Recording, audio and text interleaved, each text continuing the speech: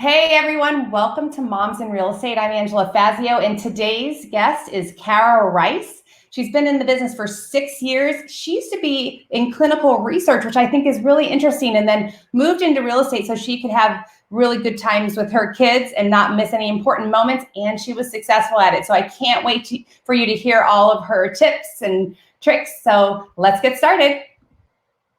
Angela Fazio is an industry powerhouse who has overseen 40,000 homes sold and $9 billion in production. And Kristen Cantrell is one of the nation's most accomplished team leaders, helping thousands of agents build their businesses. They are passionate about educating, encouraging, and empowering moms in real estate. Our next episode starts now. Hi, everyone. Hi. Hello. Welcome, Cara, and my beautiful co-host, Kristen Cantrell. Hey, Cara, get us started and tell us a little bit about yourself. Okay, so Arizona native, one of the few, right? Born and raised in the East Valley. Huge fan of Arizona. I was working in clinical research, I guess, with just being newly married. I did it kind of as I started in the medical clinics, and then I was working in the admin area, which was not fun. It was very stressful when I got pregnant with my daughter. And so I decided not to go back, thinking I could live on a smaller income with just my husband, and that didn't go very well. So my mom was in real estate at the time and encouraged me to get my license so I could transaction coordinate for her, do some stuff from home with the baby, make a little income. Well, that never really happened. I got my license and we doubled her business in the first year, and it's been like that ever since, and just growing the team. In 2018, I was given a Redfin partnership, and I was given the opportunity to run the mentorship program at my brokerage. So I'm doing that, and I have a almost 7 and almost 3-year-old. So never boring. Never boring. Never a dull moment. And your kids are so cute. Yes, my little blondies with their blue eyes and fair skin. It's Sawyer, and what was your son's name again? Lincoln and Ledger. Lincoln and Ledger. Why was I thinking Sawyer? Yeah, those are so cute. I love those names. I think that our audience would be really interested to hear a little more about how you were able to not miss the important moments in your kids' lives and yet have a successful career, because not going to lie, real estate's super hard, as we all know. And most people who think to themselves, I'm going to go and not miss the times with my kids and be successful, very rarely does that happen. And so part of why I'm so excited for you to talk about this is because somebody out there needs to hear how you were able to balance things or organize things or whatever it is to be successful, but yet not miss the things you wanted to be present for. Right. That was the point of doing this, was to be there for the big things and not to miss all of these like formative years when they're doing something new every day and learning about the world. So it's been a challenge to not say no to opportunity and stay focused on what my primary goal is, which is my family. Like with the Redfin partnership and the mentorship program being offered to me, I don't want to say no to those things, because they're going to, increase my potential for this career for 10 years from now, 20 years from now. But there definitely were times where I'm frustrated at my kids because I'm too stressed, and I have to kind of reel it back in and decide.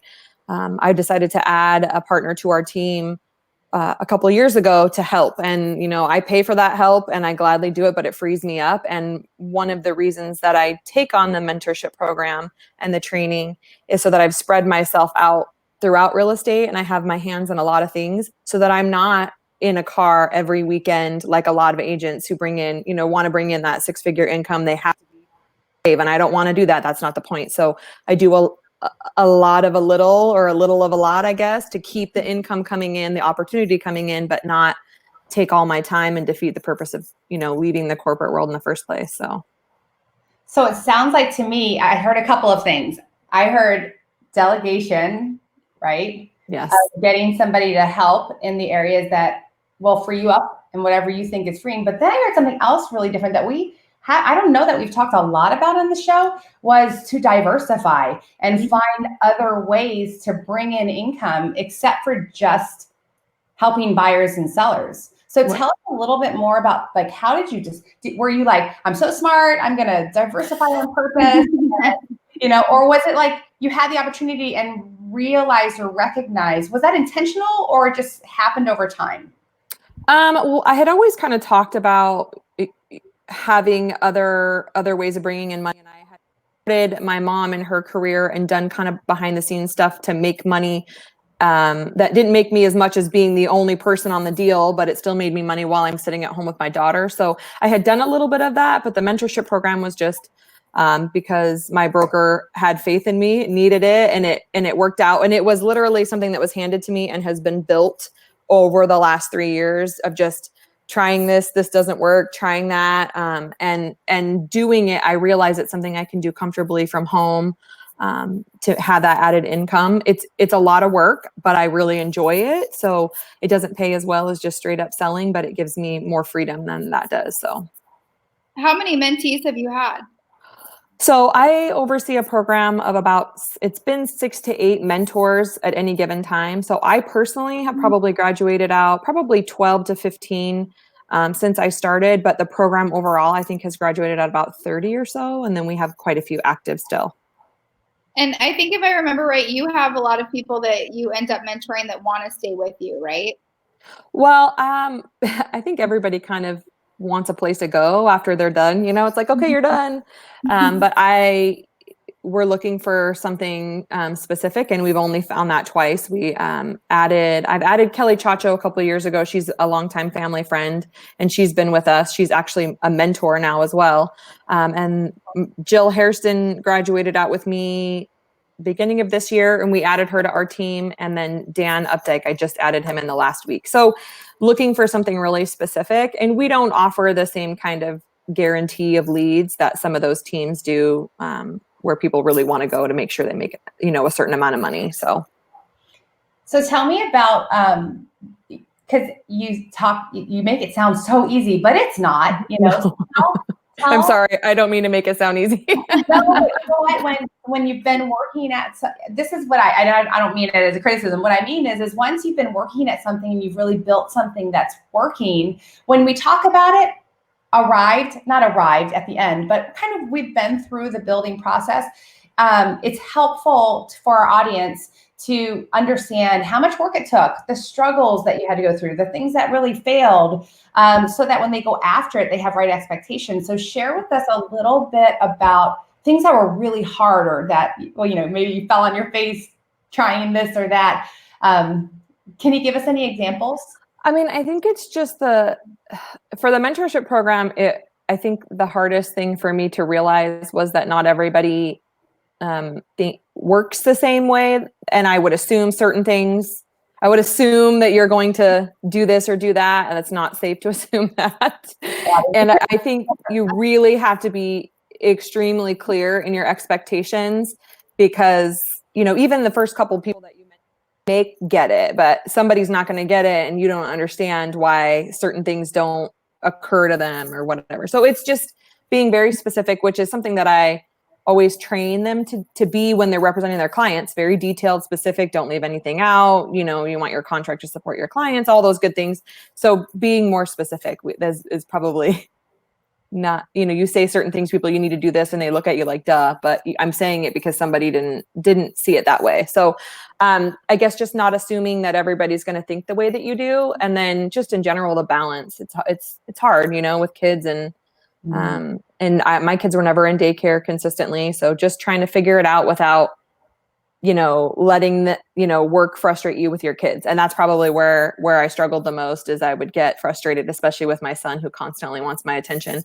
And then you kind of take a step back and say, okay, wait a minute, this is not his fault. This is my choice. And that's where coming into paying people to do things so I don't have to do them is totally worth my time. So it's not to sit there and try to do all the paperwork to save a couple $100 when I could be spending it with my 2-year-old who wants my time. It's just a no-brainer. So I can totally relate to that, because the same thing, like when I'm trying to work from home, and like you're like so focused, and then like, I have a 3 and 5-year-olds, the same thing, like they're coming up for my attention, and I'll find myself like getting frustrated with them, and that's not fair. And it's definitely like when I was like hearing you say that, I'm like, oh, I can totally relate. Yeah, that's the truth. It's perspective and mindset. Yeah. Right. And it's Yeah. totally not their fault that you have a lot on your plate, and they're just being a 2-year-old, they're not doing anything wrong. They're being a kid. So. Oh no, I'm convicted. I'm convicted right now. Bad mom. Oh my God.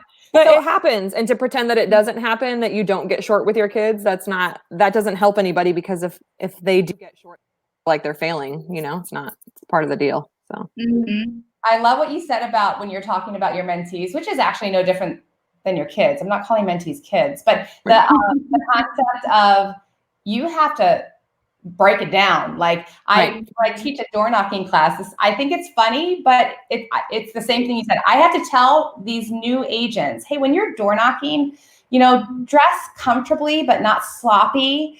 And because I had an agent who was amazing, who door knocked a few times and said, I'm not doing that anymore. And I was like, why? You're like amazing in person. And she goes, my feet are killing me. I'm like, what? Who was wearing high heels?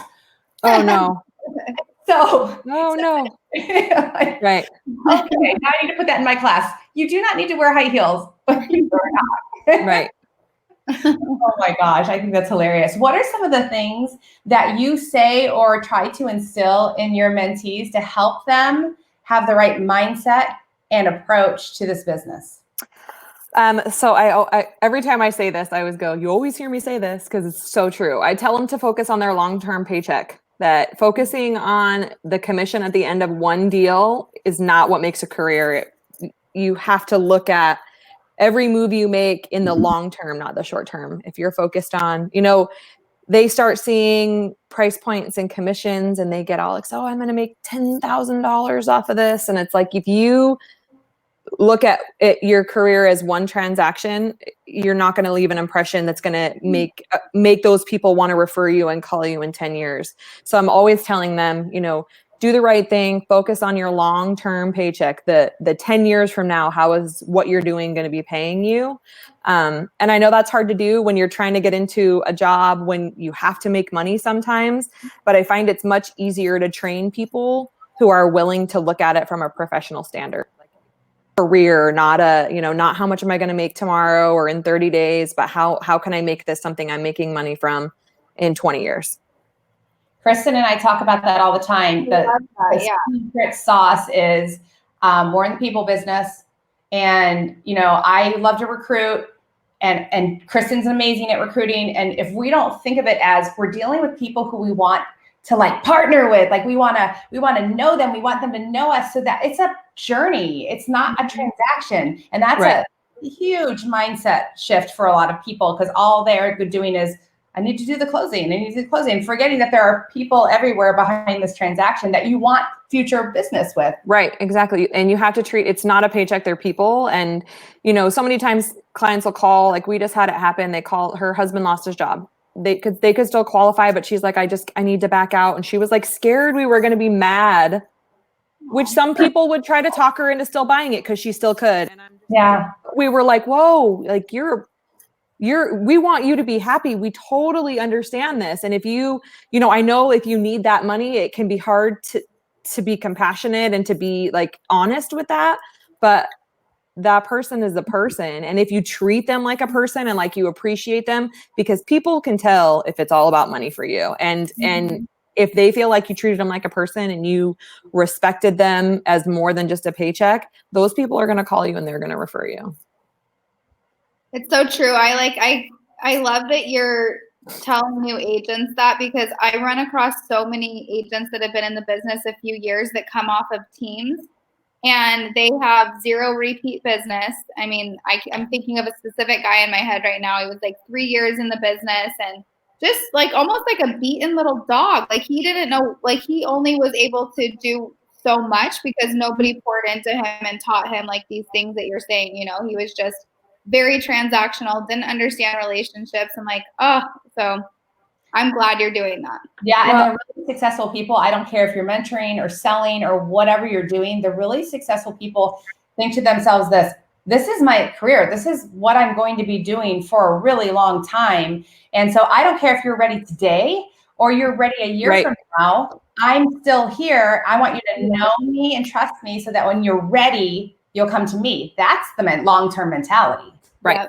And people can tell the difference. And, you know, we come out of school with this license that we study so hard to get, right? We study our brains out to pass this test, but none of that is given to us. None of what we need to do after that test is given to us. And that's why I think it's so important to get a mentor, to get somebody to teach you and show you those things, because school doesn't teach you that, you know, it doesn't teach you that. And if you don't have someone who's teaching you about relationships and professionalism just in life, you know what I mean, then it's easy to fall on your face. Or like you said, to get through, maybe you make $100,000 that year, but if none of those clients ever call you again, how long is it going to last? You know, especially when the market's smarter. Right. When the market's not so easy, you're not going to make that same amount of money, you know? Mm-hmm. I tell people that you can thrive in any market. I don't care if it's a down market, whatever, a COVID market, you can thrive in any market as long as you focus on the mentality that this is a relational business and that you need to invest in and pour into people, period. You need to be good at real estate. Don't get me wrong. I mean, you can be, I talk to moms like you who don't want to miss a moment of their kids' lives.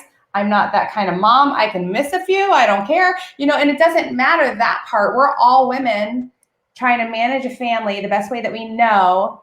And those that I enjoy the most are the ones with that mindset. I'm into people. I'm going to deliver value and excellence. And then I want to pour into other people to do the same. Yes.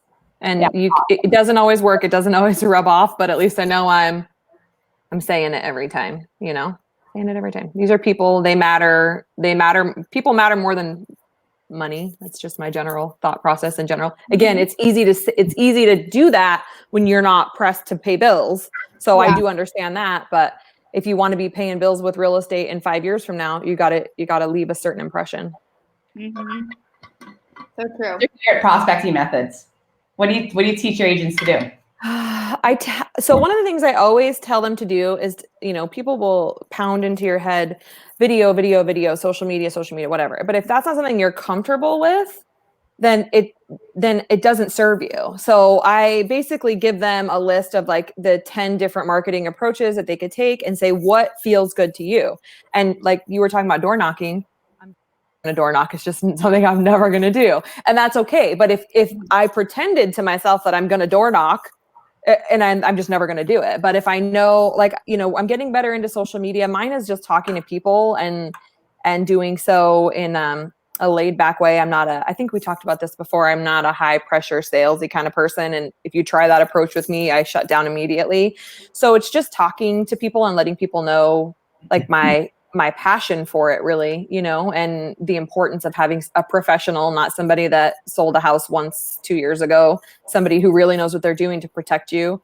And then, like I said, just doing a little bit of everything. And now it's having my team go out and focus on the prospecting that they're comfortable with and doing it for a team. Well, people forget the reason for prospecting. All prospecting is a methodical way of meeting new people. That's all it is. So if you're not into door knocking, don't do that. Right. But do something. You have to do something because you're not going to naturally just get in front of new people. Right. So maybe it's relational and you're super social. Maybe it's door knocking and open houses. That's what I loved to do. Or maybe it's social media. It really doesn't matter. But if you don't do anything, you're not going to get anything. Right. And don't kid yourself into something. If somebody tells you it's the best way to bring in clients and it's something you're not comfortable doing, then don't pretend that you're going to do it because you're not. Pick whatever you're comfortable with and do that, you know, whatever feels like you, I guess. Well, yeah. And then you just go into, you're not passionate about what you're doing because you're doing something you don't like every day. Right. You know, if you were to be door knocking every day, you'd probably be out of the business like after a while if you hated it. Yeah, but I will tell you that there is no such thing, and you guys already know this, preaching to the choir, there is no such thing as having success without being uncomfortable. Like you have to still do things that you're uncomfortable with. You just don't have to do things that don't match you at all. Like I would never be the social media. I just would never be that person. I don't want to. You're trying on Instagram. A little bit. I don't mind it, but it's not going to be my primary source of meeting people. Right. I have other ways that I enjoy meeting people, and that's okay. I'm still going to take massive action to go meet people, or I won't get to my goals. It just have to be in one lane. Yes. Yes, I agree. I will never door knock, but I'm working on the social media and we're all kind of and that's another thing, especially being a part of a team, is I know what I'm good at. I know what I'm not good at. And thankfully what I'm not good at, Kelly's awesome at, and vice versa. So all being able to kind of lean on each other to do what we're good at. And hopefully everybody benefits from that is a benefit of it for us too. So God has wired everybody differently. And it's so important to understand that we all have a place in a lane, right? But at the same time, we have to, I can't get it out of my head, because there's going to be somebody out there that goes, oh, well, are you saying that I can just, stay at home and just be comfortable and I'm going to, no, that's not the message you're trying to say. We're just saying there isn't one answer to being successful and meeting people in real estate. There are many answers, none of which they're simple, but they're not easy. Right.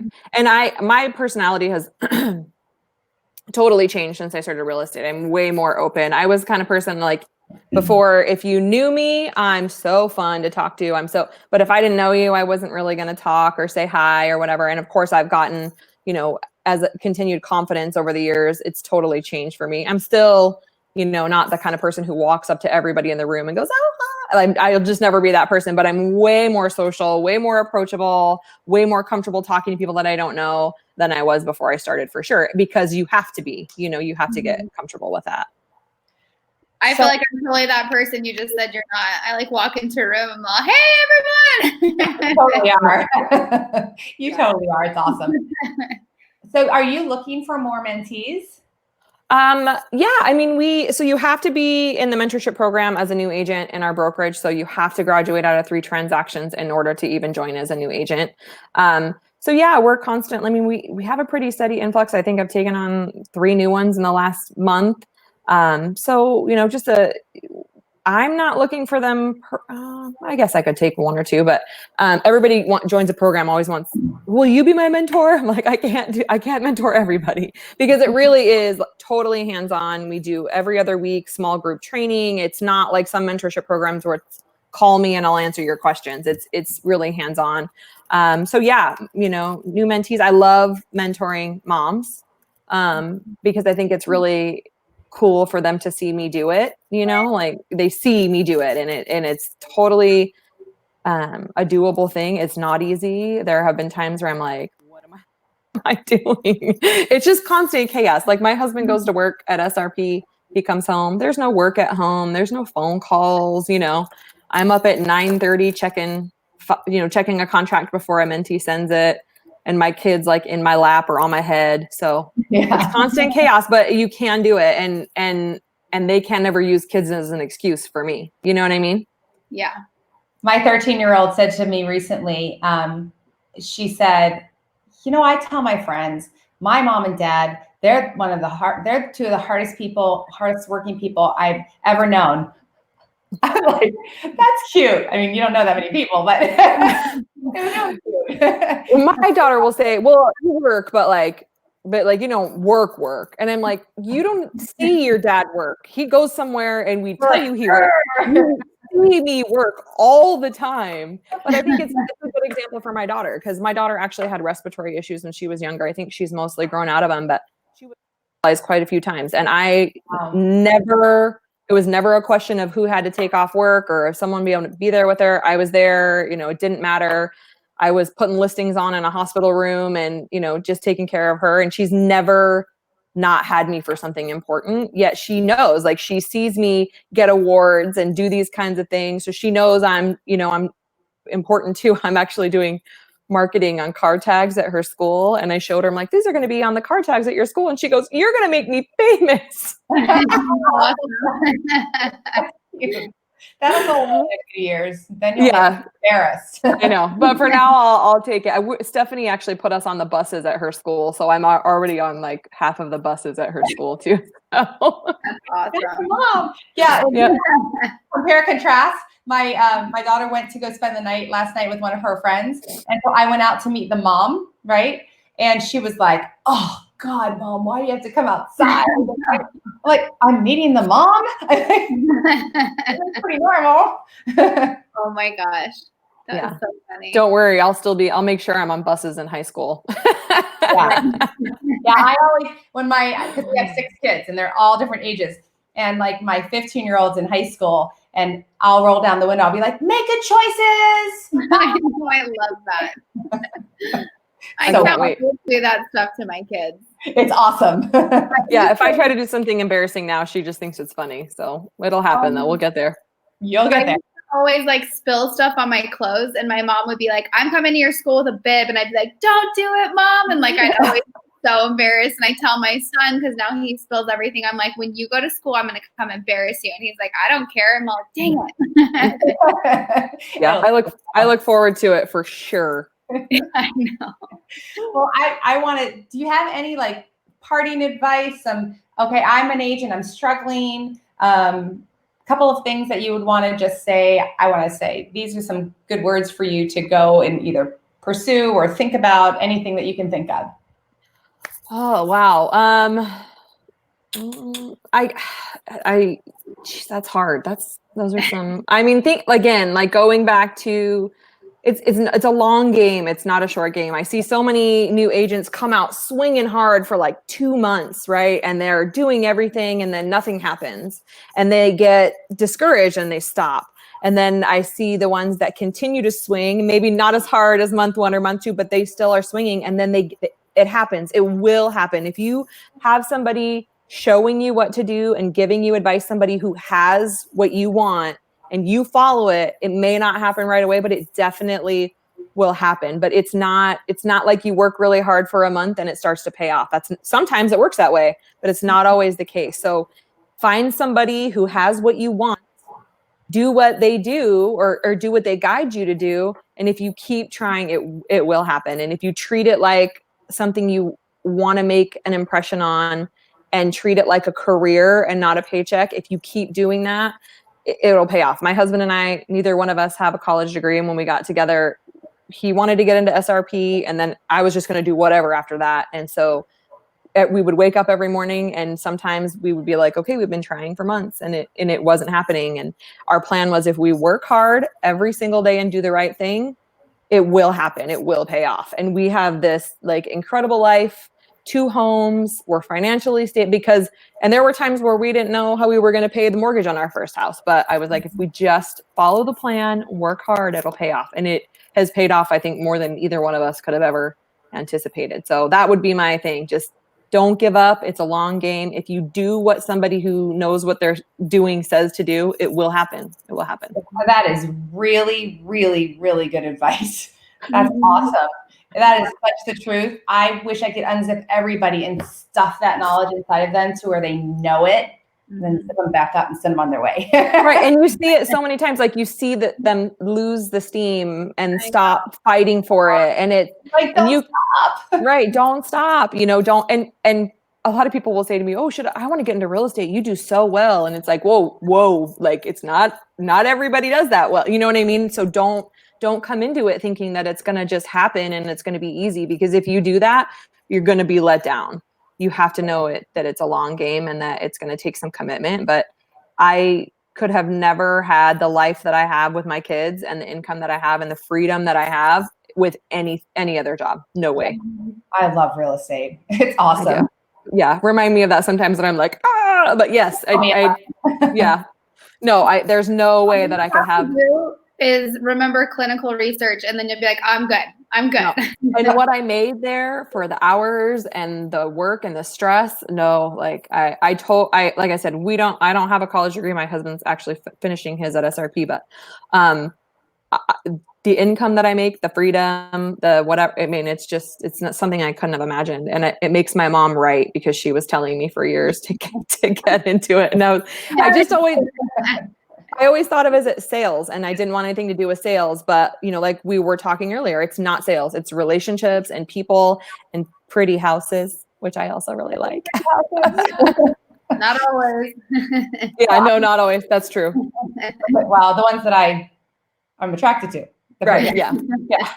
Well, anyway, you have been a delightful guest with wise words, and I hope that many women are blessed by your words of wisdom. Thank you so much for your time. And Kristen, thank you for being my friend and my co-host, and I hope everyone has a wonderful day. Yay, thank you so much. Stay on, Cara. Okay.